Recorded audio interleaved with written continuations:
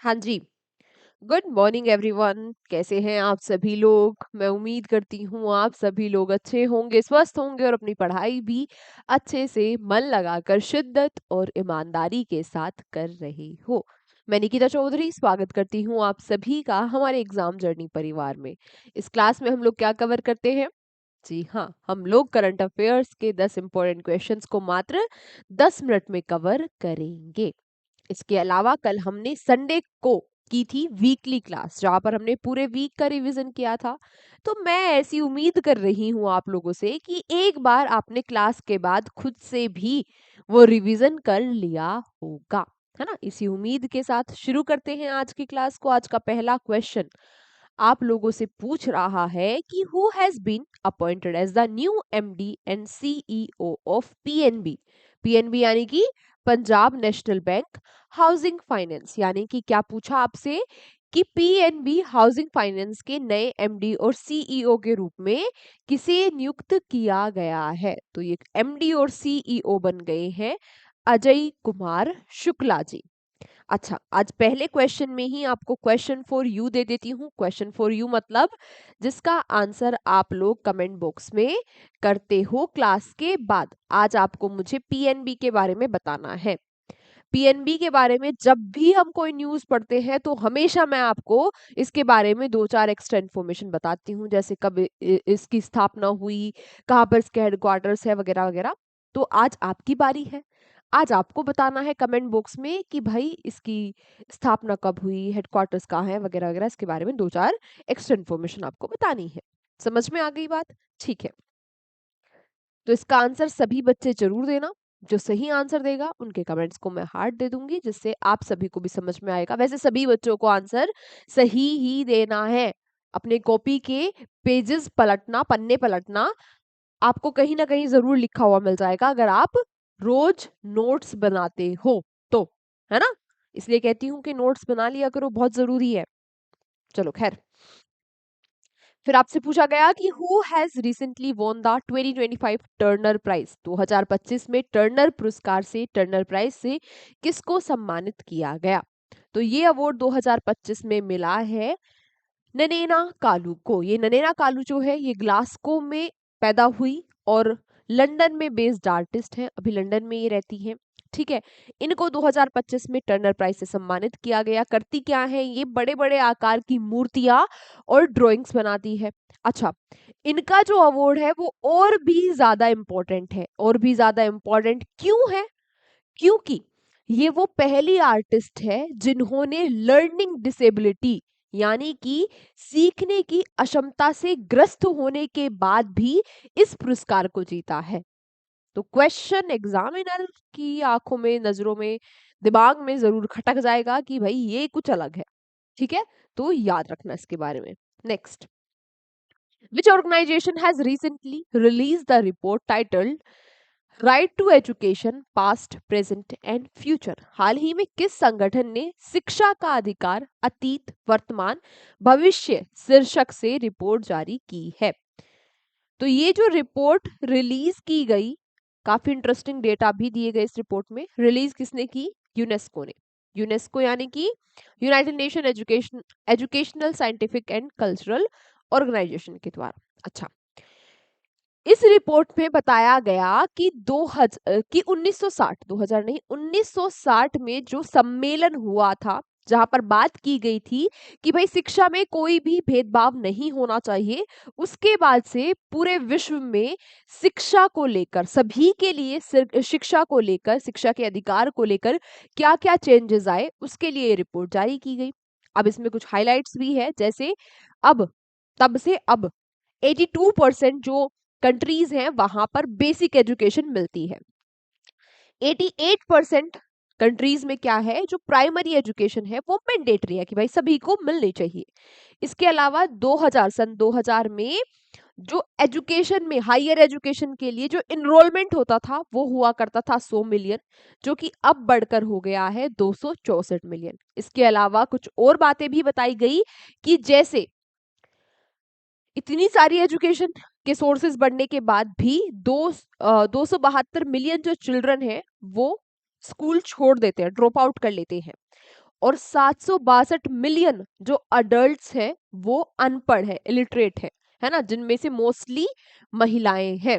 तो ये डेटा याद रखना इस रिपोर्ट का। आई बात समझ में? चलो next. Project sun catcher is an initiative of which organisation? तो ये जो प्रोजेक्ट सन कैचर है ये इनिशिएटिव है गूगल का। क्या इनिशिएटिव है? ये गूगल का एक लॉन्ग टर्म रिसर्च प्लान है, जिसमें गूगल क्या चाहता है, वो एक सोलर पावर्ड डेटा सेंटर बनाना चाहता है अंतरिक्ष में। ठीक है, नेक्स्ट। आपसे पूछा गया कि recently Siliserh lake of which state has designated as the 96th Ramsar site of India? हाल ही में किस राज्य की सिलीसेड झील को भारत की 96वीं रामसर साइट के रूप में नामित किया गया है? तो ये सिलीसेड लेक सीधा सीधा आपसे पूछ रहा है कि किस राज्य में ये स्थित है। तो कहां पर स्थित है ये स्थित है कहां पर? राजस्थान में। ठीक है, इसके अलावा एक और रामसर साइट बनी है अभी भारत में, कोपरा जलाशय, जो कहाँ है? जो है छत्तीसगढ़ में। अब इन दो रामसर साइट के एड ऑन के बाद अब total number of Ramsar site हो चुका है भारत में 96। रामसर साइट क्या होती है, चलो इसके बारे में जान लेते हैं। देखो, 2 फरवरी 1971 को ईरान के रामसर में, कहा? रामसर, ईरान में एक कन्वेंशन हुआ, एक सम्मेलन हुआ, जहां पर पहली बार बात की गई वेटलैंड के कंजर्वेशन की, यानी कि जो आर्द्र भूमि होती है, आर्द्र भूमि के संरक्षण की पहली बार बात की गई 2 फरवरी 1971 को। इसीलिए 2 फरवरी को मनाया भी जाता है वर्ल्ड वेटलैंड्स डे, यानी कि विश्व आर्द्र भूमि दिवस। अब जिस भी पूरे विश्व में जिस भी आर्द्रभूमि या वेटलैंड का संरक्षण करना होता है, उसको रामसर साइट की लिस्ट में डाल दिया जाता है। अब ये भारत में जो रामसर साइट की संख्या हो चुकी है वो 96 है। बात समझ में आई? चलो नेक्स्ट। फिर आपसे पूछा गया कि who has recently been appointed as the new head of public policy by Meta India?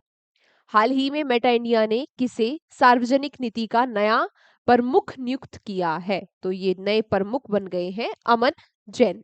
ठीक है, मेटा इंडिया के। फिर बात आती है कि which CRPF officer recently received the home minister's efficiency medal? हाल ही में किस सीआरपीएफ अधिकारी को गृह मंत्री का दक्षता पदक प्राप्त हुआ? तो ये दक्षता पदक प्राप्त हुआ है किसको? दिनेश खटक जी को। ठीक है, इन्होंने काफी बेहतरीन काम किए हैं राष्ट्र की सुरक्षा के लिए, है ना, नक्सलवाद से लड़ने के लिए। तो इसके लिए इनको सम्मानित किया गया गृह मंत्री दक्षता पुरस्कार से। नाम इनका याद रखना। ठीक है, next. Who has recently won the national energy conservation award for the 4th consecutive year?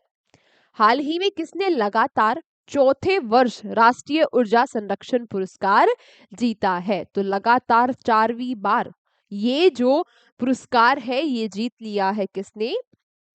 Andhra Pradesh ने। ठीक है, आंध्र प्रदेश ने इस पुरस्कार को जीता है ग्रुप सेकंड कैटेगरी में लगातार चौथी बार, याद रखना। फिर इसी के साथ अगला क्वेश्चन आपसे पूछ रहा है कि which Indian female wrestler has recently announced her return from retirement? क्या कहा? आपसे कहा कि हाल ही में किस भारतीय महिला रेसलर ने संन्यास से वापसी का ऐलान किया है? और इन रेसलर को तो सब लोग जानते ही होंगे, क्या नाम है इनका? विनेश फोगाट। विनेश फोगाट जी ने कहा है कि भाई रिटायरमेंट रिटायरमेंट हो गया, अब मैं वापस आना चाहती हूँ।